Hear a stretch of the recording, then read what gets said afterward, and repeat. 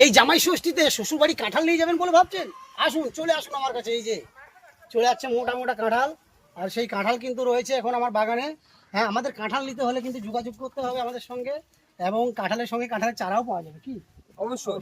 আর এই কাঁঠালটা এমন কাঁঠাল যে অতিরিক্ত নষ্ট হবে না, নষ্ট হবে না। ফ্যামিলি নিয়ে ভালোভাবে খাওয়া আপনাদের এর হবে। আগে ভিডিও দিয়েছি, এই যে দেখুন কেমন ফাটছে কাটছে, একটু দেখাও তো ক্লোজলি। এই দেখুন, এই যে আর একেবারে আঠাবিহীন, আর একবারে গাছ পাকা কাঁঠাল পেয়ে গাছ যাবেন, পাকা কোনো কাঁঠাল। কারবারের কোনো সিস্টেম নেই। মানে কোনো পাকানোর মানে কাছেই একেবারে। আর চলে যাবেন বিভিন্ন অতিরিক্ত স্বাদ, অনুষ্ঠানে, সেদিন একটা শ্বশুরবাড়ি, খেলাম আপনি দিলেন, অতিরিক্ত স্বাদ। একেবারে ডান্ডা ধরে নিয়ে চলে যাবেন শ্বশুর বাড়ি, হ্যাঁ, সেই ব্যাপার। আর ওদিকে দেখছেন হাসান সেই রাশিয়ান পেয়ারাটা খাচ্ছে। উনি শ্বশুর বাড়ি নিয়ে যাওয়ার জন্য একটা কাঁঠাল আমার কাছ থেকে নিলেন, ও পাশে রেখেছে। তো আমরা চাইছি প্রত্যেকের বাড়ি বাড়ি কাঁঠাল ডেলিভারি করার জন্য। হ্যাঁ, তো এই হচ্ছে ব্যাপার। তো আপনাদের যদি চারার প্রয়োজন হয় এই কাঁঠালের, অবশ্যই নিয়ে নেবেন। দেখুন কতটা ছোট, আর ছোট গাছে কাঁঠাল, হ্যাঁ অনেকটা মানে দাঁড়াচ্ছে। অনেকে বলেন যে কাঁঠাল দাঁড়ায় না, ফুল হচ্ছে ফুল হচ্ছে। এই দেখুন শেপ দেখুন।